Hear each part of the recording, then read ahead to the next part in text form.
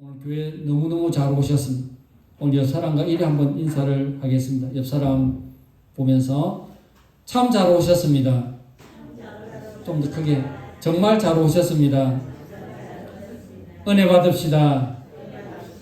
사랑합니다. 축복합니다. 이스라엘 백성들이 광야에서 생활하던 40년 동안 수많은 기적이 일어났습니다. 우리가 그 대열에 합류하지 않아서 그렇지 성경만 읽어도 와, 어떻게 이런 40년 동안 이런 일이 일어났는가. 광야는 낮에는 너무너무 뜨겁고 밤에는 추위가 또 몰아치고 필요한 것들을 전혀 얻을 수 없는 곳이 바로 이 광야입니다. 그런데 하나님께서는 구름 기둥과 불 기둥으로 더위와 추위를 몰아내 주시고 먹을 것이 없는 그때에 매일 만나를 내려 주셨습니다. 물이 없을 때에 반석에서 생수가 터져 나왔습니다. 200만 명이나 되는 그 많은 이스라엘 백성들이 광야에서 살아남았던 것입니다. 그럼에도 불구하고 이스라엘 백성들은 끊임없이 하나님을 불평하고 모세를 원망을 했습니다. 그들은 애굽에서 하나님께서 행하신 10가지 이적을 보고 홍해가 갈라지는 체험을 했었습니다. 많은 이적이 그들 삶 가운데에 있었는데 그렇다면 그들이 뭐가 그래 불평할 거리가 있나? 애굽에서 도저히 못 살겠다고 430년 종살이를 하면서 그들의 기도의 분량이 차서 이제 그 기도 응답으로 하나님께서 출애굽 시켜줬는데 애굽 여정 가운데에 또 힘들어 죽겠다고 그냥 다시 애굽에 돌아가자고. 여러분, 이게 인간입니다. 이게 인간이 애굽에 있을 때는 여기서 못 살겠다 그러고 광야로 나오니까 이제 여기도 못 살겠다 그러고 그러면 어느 장단에 맞춰줘야 되겠습니까? 여러분, 이게 인간입니다. 저는 어릴 적에 이스라엘 출애굽기 민수기를 읽으면서 야, 이스라엘 백성들이 이런 놀라운 이적과 기적을 체험하고 아침에 일어나면 먹을 것이 있고 그리고 광야 여정 속에서 어디로 갈지 모르는 상황 속에 구름 기둥이 이동을 하면 같이 이동을 하고 구름 기둥이 멈추면 같이 멈추고 세상 편하잖아요. 길 안내자가 있는데 그런데도 야, 어떻게 그들이 하나님과 지도자 모세를 향하여 원망을 할까? 하나님께서 우리에게 놀라운 기적을 보여주신다면 흔들림이 없는 굳건한 믿음 위에 서겠는데 라고 생각하는 사람도 있습니다. 그러나 제 짧은 목회 이력 가운데에 여러분, 기적은 절대로 믿음을 가져오진 않습니다. 믿음은 기적을 가져오는데 이 기적은 믿음을 못 가져온다는 것입니다. 어떤 분이 큰 중환병에 걸렸습니다. 하나님, 이 병 고쳐주시면 내가 정말 주님 잘 믿고 교회 충성하겠다고. 근데 실제로 병이 나았습니다. 얼마 있지 않아서 교회를 떠나더라고요. 많은 성도들이 하나님의 놀라우신 역사를 체험하고도 이 믿음이 팍 식어갑니다. 그래서 차라리 기적을 보게 해달라는 이 기도보다는 그냥 하나님을 뜨겁게 사랑하고 말씀을 깊이 사랑하고 시간 날 때 또 전도하고 이런 어떤 상식적인 어떤 훈련이 더 중요하다라는 것을 알 수가 있습니다. 성경은 믿음은 들음에서 난다라고 말했습니다. 로마서 10장 17절에 그러므로 믿음은 들음에서 나며 들음은 그리스도의 말씀으로 말미암았느니라. 이 믿음을 일으키게 하는 것은 말씀밖에 없습니다. 신앙 상담을 하고 누군가 이야기를 하고 또 목사님이나 구역장이나 우리 신앙의 멘토나 듣는 거는 참 좋아요. 우리가 넘어지지 않도록 이렇게 어느 정도 길잡이는 되어줍니다. 그러나 저와 1시간 상담을 한다고 해서 그 사람이 믿음이 쑥 자라지는 않습니다. 구역장과 1시간 밥을 먹고 차를 마신다고 해서 그 사람의 믿음이 자라지는 않습니다. 그냥 흔들리지 않고 위로는 될지언정 하나님께서 우리에게 알려주시는 믿음의 성장의 방법은 이 말씀이라는 겁니다. 말씀을 듣고 말씀을 읽고 말씀을 쓰고 또 말씀대로 실천하고 이 방법밖에 없는 것입니다. 우리 주님께서 수많은 귀신을 쫓아내고 그런 놀라운 역사가 일어날 때에 바리새인들은 언제나 트집을 잡았습니다. 잘 되는 꼴을 못 보죠. 여러분, 귀신은, 마귀는 잘 되는 꼴을 못 봅니다. 바리새인들에게 완악한 바리새인들, 예수님께서 행하신 이적을 보았더라면, 그리고 예수님께서 선포하신 말씀을 들었더라면 예수님께서 하나님의 메시아심을 알아차릴 건데, 그런데 바리새인은 완악하여서 예수님을 알아보지를 못하는 거예요. 요한복음에 보면은 예수님의 탄식이 나옵니다. 내가 자기 땅에 오매 자기 백성이 영접하지 않았다고. 그러시면서 하시는 말씀이 영접하는 자 곧 그 이름을 믿는 자들에게는 하나님의 자녀가 되는 권세를 주었다고. 요한복음 1장 12절 말씀은 우리가 참 익히 외우고 있는 참 좋아하는 구절입니다. 영접하는 자 곧 그 이름을 믿는 자들에게는 하나님의 자녀가 되는 권세를 주었는데, 근데 그 앞에 말을 우리가 잘 이해를 못합니다. 그 앞에 말이 예수님께서 자기 땅에 오매 자기 백성이 영접하지 않았다고 그 탄식이 섞여 있습니다. 그래서 영접하는 자는 하나님의 자녀가 된다라고 그렇게 우리 주님께서 말씀을 해 주셨습니다. 예수님께서 하나님께서 보내신 메시아라면 바리새인들이, 종교 지도자들이 예수님을 향하여 하늘로부터 오는 이적을 요구합니다. 하나님의 아들이라면 어떤 이적이 있는가? 예수님께서 직접적으로 바리새인들의 요구를 거절하시면서 다른 비슷한 어떤 표적을 말씀을 하십니다. 29절 30절에 무리가 모였을 때에 예수께서 말씀하시되 이 세대는 악한 세대라 표적을 구하되 요나의 표적밖에는 보일 표적이 없나니 요나가 니느웨 사람들에게 표적이 됨과 같이 인자도 이 세대에 그러하리라. 그 당시 요나가 행하였던 것처럼 예수님도 지금 시대에, 그 시대의 예수님도 요나라는 것입니다.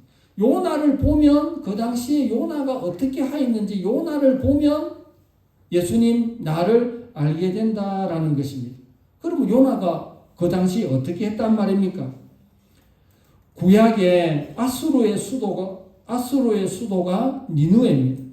니느웨 사람들은 악하고 타락하였습니다. 니느웨는 소돔 고모라처럼 하나님의 심판을 받을 수밖에 없습니다. 그러나 하나님께서는 니느웨 사람들이 멸망하는 것을 보고 기뻐하지 않았습니다. 아무리 악한 자라도 하나님께서 긍휼의 마음이 있는 것입니다. 그래서 선지자 요나를 보내서 이방 땅에 가서, 이스라엘 백성이 아닌 이방 땅, 죄악 많은 그 도시에 가서 회개하라고 그렇게 선지자를 보냈습니다. 그러나 요나는 조국 이스라엘의 원수인 그 니느웨 백성들이 하나님의 어떤 긍휼하심과 사랑을 받는 것이 싫은 겁니다. 죄악된 백성이 멸망하도록 놔줘야지 왜 하나님께서 나를 거기에 보내서 니느웨 사람들에게 회개를 하라고 그렇게 말을 했는가? 요나는 니느웨로 가지 않고 반대 방향인 다시스로 향하는 배를 탑니다. 다시스로 향하는 배를 타기 위해서 요바항에 갔는데, 근데 성경은 참 이상합니다. 뭐라고 표현되어 있냐면 요나서 1장 3절에 요바로 내려갔더니 마침 다시스로 가는 배를 만난지라. 여러분, 이 안 좋은 일을 향하면은 마침 타이밍이 딱 맞습니다.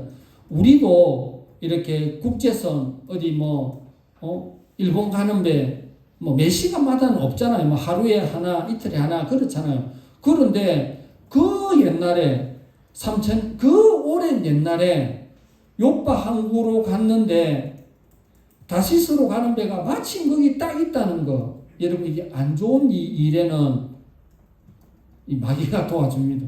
하나님의 뜻을 거슬려는 일에는 이 마귀가 도와주는 게 있어요. 요바항에 가니까 마침 다시스로 가는 배를 만나는 것이죠. 그래서 탔어요. 그래서 그냥 하나님 낯을 보기도 그렇게 해서 배 제일 밑창에 내려갔다고 해서 그냥 하나님 음성도 듣기 싫고 그냥 어쨌든 마음이 위에보다는 저 구석진데가 요나 입장에서는 그 당시에는 거기가 마음이 편했겠죠. 그런데 예고에도 없던 풍랑이 몰아치면서 큰일 난 거예요. 다 모이라고. 그 당시 사람들은 미신이 있어가지고 분명히 이렇게 예뜻 생각지도 않았던 이 큰 풍랑이 일어난 것은 이 안에서 누군가 뭔가 죄인이 있다고, 몹쓸 짓을 낸 사람이 있다고 자기들이 이야기를 하는 거예요. 요나가 가만히 생각하니까 내 때문에 이 풍랑이 있다는 것이 선지자니까 느낌이 온 거예요. 나를 바다에 던지라. 그러면 이 풍랑이 잠잠해질 것이라.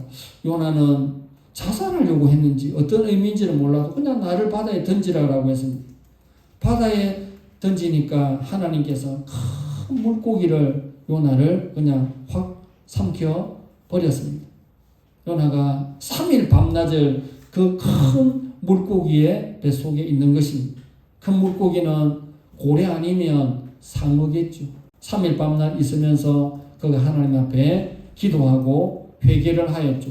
그리고 나서 하나님께서 한 번 더 기회를 주어서 니느웨로 갔습니다. 그래서 회개하라고 하나님의 심판이 있다고 회개를 촉구를 하였습니다. 니느웨 사람들은 요나가 선포한 말씀을 듣고 왕에서부터 짐승에 이르기까지 회개 운동이 일어나고 죄를 뒤집어 쓰고 철저히 회개를 했다라고 그렇게 나와 있습니다. 이것이 요나의 표적입니다. 그럼 뭡니까?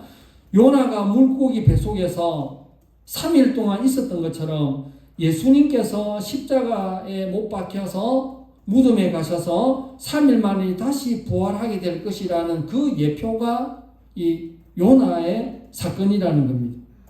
30절에 요나가 니느웨 사람들에게 표적이 됨과 같이 인자도 이 세대에 그러하리라. 마태는 이 말씀을 이렇게 기록을 합니다. 마태복음 12장 40절에 요나가 밤낮 사흘 동안 큰 물고기 뱃속에 있었던 것 같이 인자도 밤낮 사흘 동안 땅 속에 있으리라.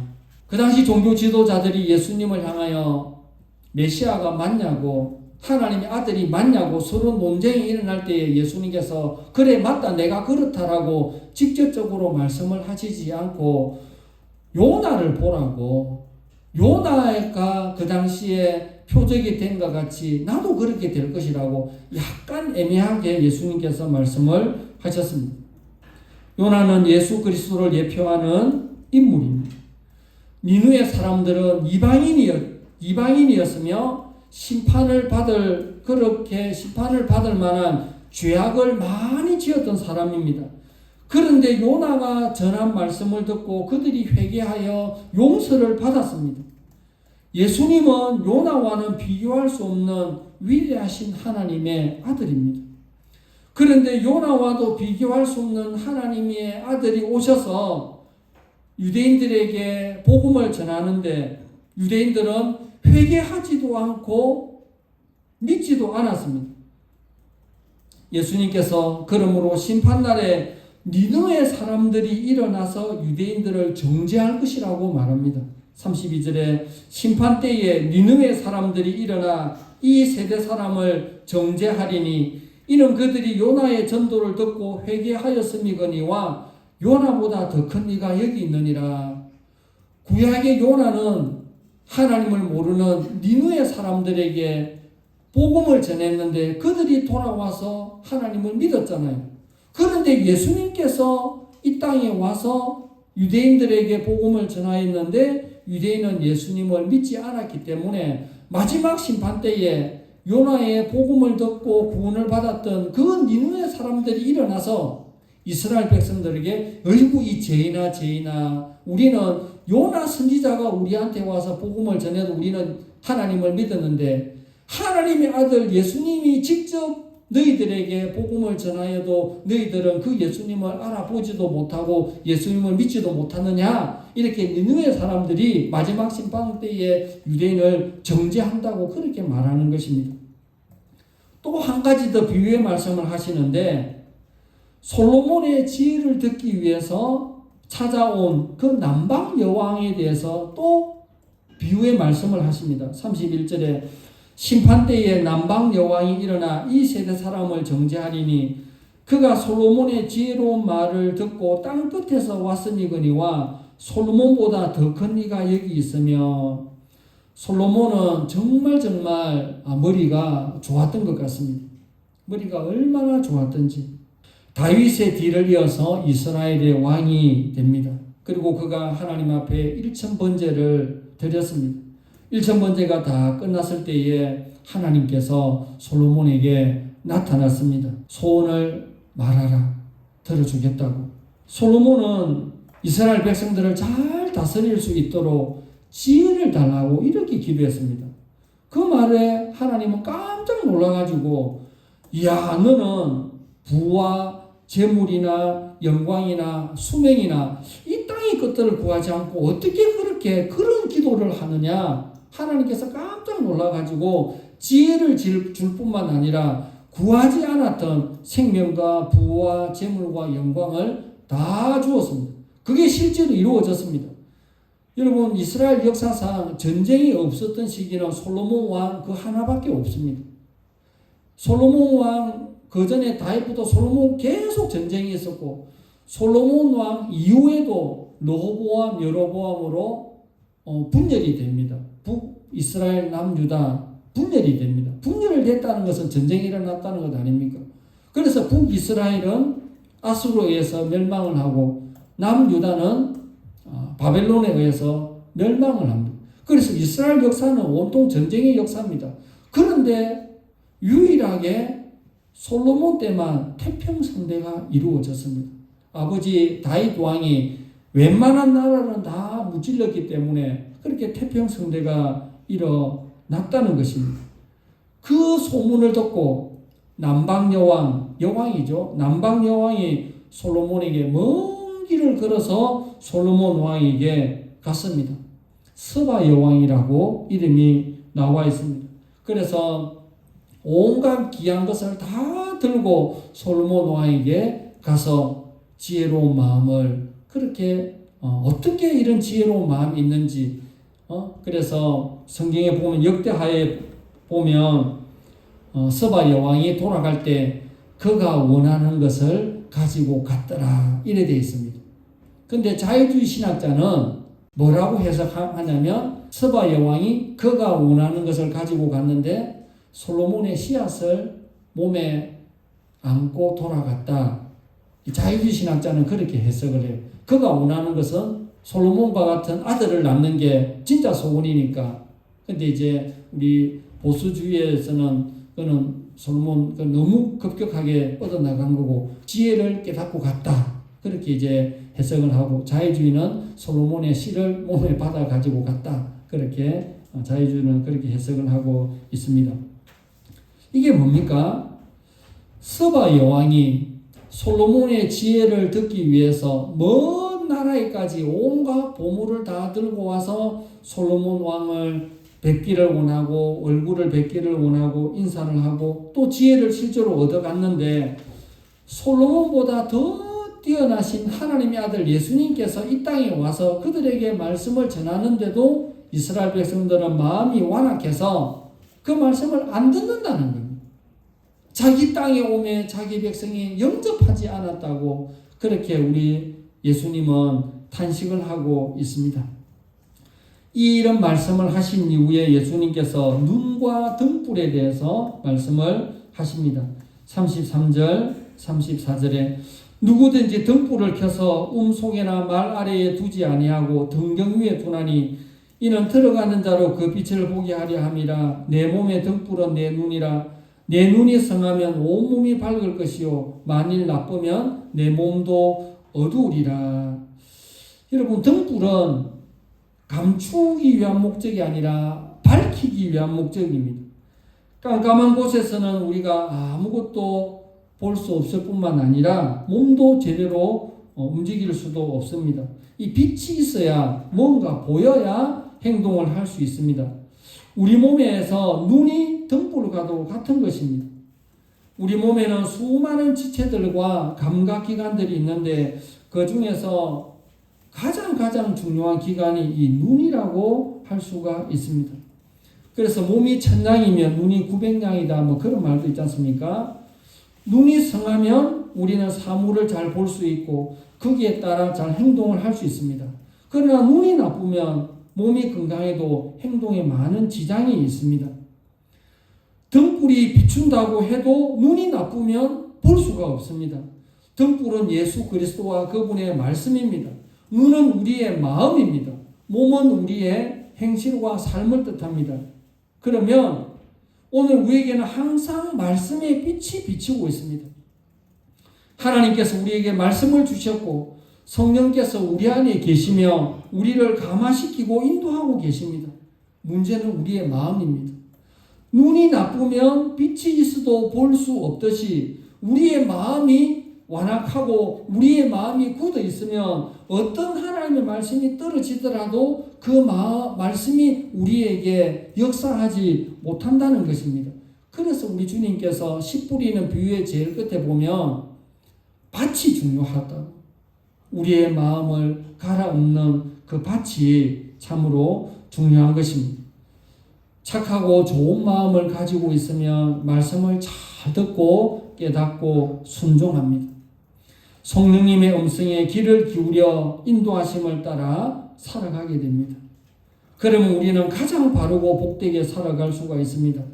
예수님께서 우리 속에 있는 빛이 어둡지 아니한가 보라라고 말씀을 하십니다. 35절 36절에 그러므로 내 속에 있는 빛이 어둡지 아니한가 보라. 내 온몸이 밝아 조금도 어두운 데가 없으면 등불의 빛이 너를 비출 때와 같이 온전히 밝으리라. 빛이 비추는데도 내가 눈을 감고 있으면 빛을 못 보는 것 같이 하나님의 말씀, 하나님의 성령이 우리 가운데 임하실 때에 나의 마음이 굳어있고 닫혀져 있으며 그 말씀이 우리에게 역사를 할 수가 없다라는 것입니다. 그렇다면 우리의 삶은 빛으로 가득해야 됩니다. 그리고 내가 받은 그 빛을 다른 사람들에게 비추어야 됩니다.